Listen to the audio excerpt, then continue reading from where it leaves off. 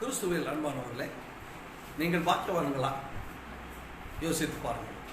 யார் பாக்கியவான் என்கிறது வேதத்தில் அதிகமாக இருக்கிறது. இதில் ஒரு பாக்கியவானை குறித்து நான் முக்கியமான பாக்கியவானை குறித்து பேச விரும்புகிறேன். சங்கீதங்களின் புஸ்தகம் 1ஆம் அதிகாரம் 2வது வசனத்தை நீங்கள் வாசியுங்கள். கர்த்தருடைய வேதத்தில் பிரியமாயிருந்து இரவும் பகலும் அவருடைய வேதத்தில் தியானமாக இருக்கிற மனுஷன் பாக்கியவான். இரவும் பகலும் அவருடைய வேதத்தில் தியானமாக இருக்கிற மனுஷன் பாக்கியவான். வேதத்தை அனுதினமாக வாசிக்கணும். அப்படி வாசிக்கலன்னு வச்சுங்களேன், ஆண்டவரை நம்ம பார்க்கவே முடியாது. ஆண்டவர் நம்மளோட பேசவே மாட்டார். ஒரு பாஸ்டர் ஒரு வீட்டுக்கு போனார். அந்த அம்மா ஒரு நல்ல விருது போட்டாங்க. அப்படி விருது போடும்போது சில கரண்டிகளை கொண்டு வந்து அந்த பரிமாறிட்டு இருந்தாங்க.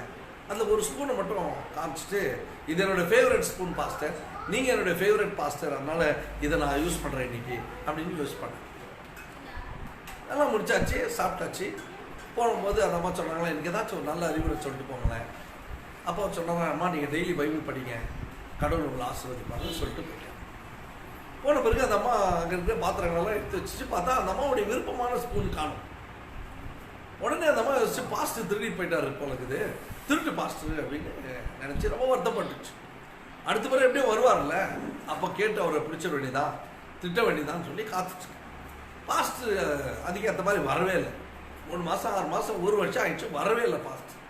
திடீர்னு அந்த அம்மா சொல்லிச்சு, பாஸ்டர் வீட்டுக்கு வாங்க, என்ன ஜோம் பண்ணவே வரல, வர வேண்டியதானே. சரிம்மா, ஒரு விருந்து ஆயத்தம் பண்ணுங்க, வரேன். சரி பாஸ்டர், ஏதோ விளையாட்டு போல சொன்னார், சாப்பாட்டுக்காக சொல்ல விளையாட்டுக்காக சொன்னார். சிரிப்பா சொல்லிட்டு அன்றைக்கி வீட்டுக்கு போயிட்டார். போனோடனே அந்த அம்மா பால் கொடுத்தாங்க, குடித்தாரு, உட்காந்துருந்தாரு. என்னம்மா பைபிள் படிச்சிங்களா டெய்லி? ஆமாம் பாஸ்டர், டெய்லி படிக்கிறோம்ல. சரி சரி பாஸ்டர், உங்கள்கிட்ட ஒரு கேள்வி கேட்கணும். என்னம்மா கேட்கணும்?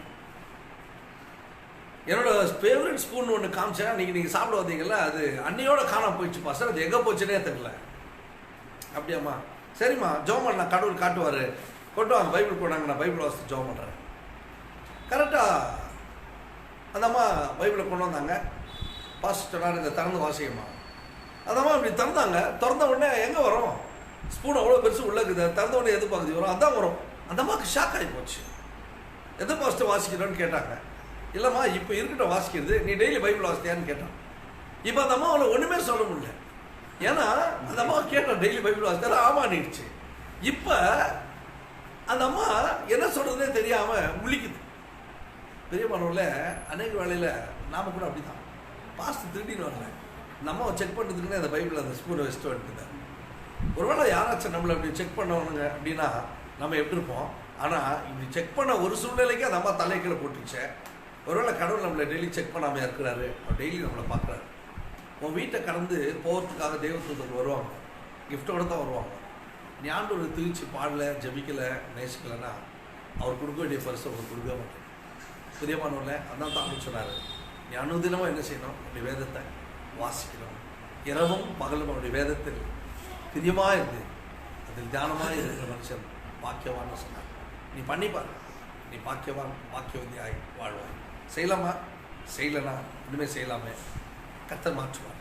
கர்த்தர் நம்மை ஆசீர்வதிப்பார்.